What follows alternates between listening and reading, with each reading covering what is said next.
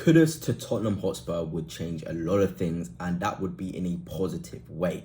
I feel as though this guy can really elevate Spurs in many phases of their game, in the lower third, the attacking thirds, and it will be really exciting to see how he would do under Thomas Frank. But before I begin, if you are new here and a Tottenham fan, please hit the subscribe button. I want to get as many as you guys on this channel. I want to talk about Tottenham this season. Although I'm an Arsenal fan, I love analysing other clubs, and I feel getting more of you guys on here will be really, really nice in terms of interaction. Hit the like as well, it'd be greatly appreciated. But let's just get straight into it and talk about Mohammed Kudus.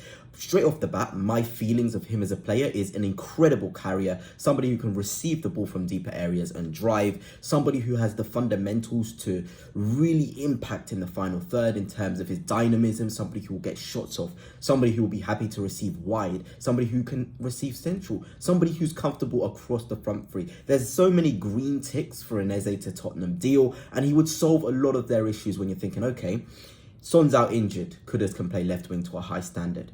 All right, now you look at the right wing. If Brennan Johnson's out injured, okay, Kudus can play there. You think centrally, Maddison, somebody who gets injured quite a lot.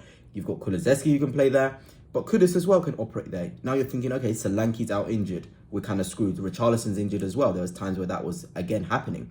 Kudus can operate in that false nine position. So from that standpoint, if you're going to invest 60 million, which it seems to be the price West Ham want, you want as many green flags as possible. And what I've just stated there with Mohammed Kudus is a bunch of those green flags.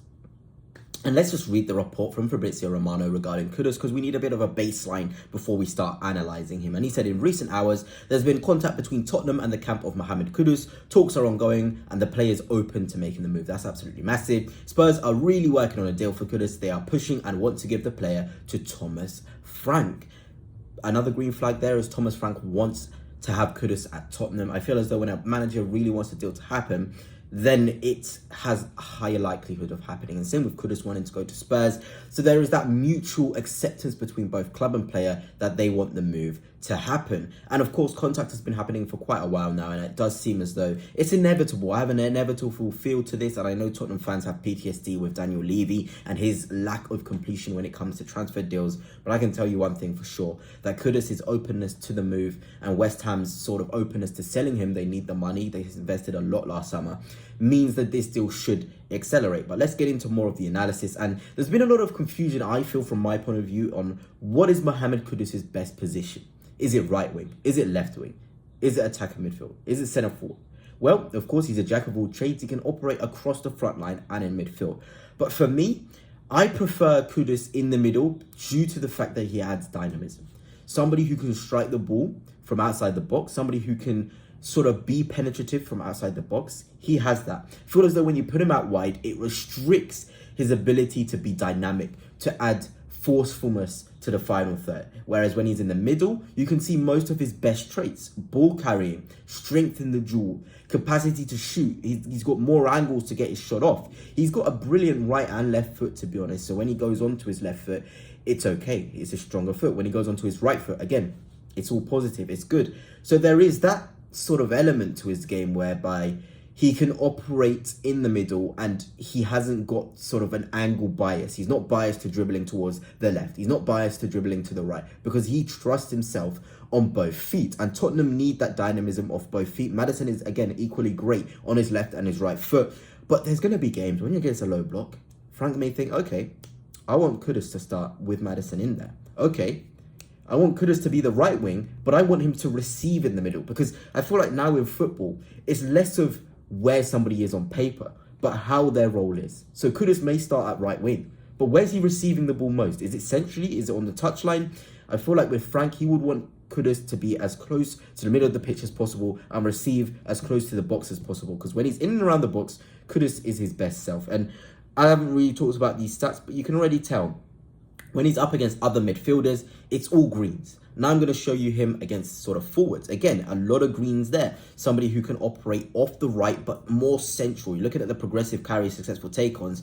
They happen more centrally on the pitch. You're looking at the tackles and blocks. He's a hard worker, Kudus. He works hard for the cause when he's motivated. I think towards the end of his West Ham career, he lost that motivation. And that's why I've seen a lot of West Ham fans happy to see Kudus gone, because he just lost that motivation, that drive. And it's a big part of him as a player. He needs to have that drive, that energy, that motivation to be able to show his best best self. And I know that's not great for a player. You want a player to just have motivation naturally, but he needs to feel the love. He needs to feel passionate about what he's doing. And that's when you get the best out of Kudus. So these statistics show, yes, he can play on the right, he can play on the wing, he can operate against other forwards. But his best self, where you're seeing successful takings high, is because he's receiving the ball centrally and then dribbling. Then we lastly look at him against a sort of wingers, really. This is more against wingers, out and out wingers. And you can say it's not the best sort of spread of data, without a shadow of a doubt. This doesn't fill you with as much positivity as it should. And that's my point. Put Kudus as a touchline winger, he's not going to work. He can probably do more touchline work at the left. I think he's got the Rafinha sort of ability to be potent on the left wing as a touchline winger. But ask him to do the 1v1 stuff like Mbeumo did at Brentford. It's just not his forte. You're not going to get the best out of Kudus if he's hugging that touchline, if he's doing most of his work out there. And that's just the simple reality of it. This is a top player who you need to use correctly to maximize him. Because if he's not maximized, you can get a bit annoyed with some of the tendencies he has on and off the ball. He can be a bit too rash and forceful. He can almost be too much of the hero ball. But whereas if he's close to the goal, if he's receiving centrally, there's less of him being prone to being the hero because there's less space, less volume of touches he can have higher up the pitch. And if we are looking at his statistics across the 3 seasons, to be honest, I think that's a better metric to look at him. 35 games, 9 GA. And I know that doesn't look great on paper, but in a West Ham team who are penned back with so many managerial changes, he still manages to put up 10 GA in 35 games, which is a goal or assist every 3 games, which is better than a lot of players in the Premier League. You're looking at the season before where he was happy. You saw the best version of Kudus. There you have it, 22 GA and 47. That is the levels he can hit. And then again at Ajax, there it is, 24 GA and 42. These are the levels Kudus can hit if he's feeling loved, if he has the central access and close to the goal, close to the box. Kudus can be really, really dangerous. He genuinely can. And for 60 million in this market, when you look at the other players that are going for more, it's not bad, especially if the deal has favourable installments towards Tottenham, where it's maybe 15 million here, 30 million next season, then 20 million the season after that. Tottenham can really get themselves a great deal here.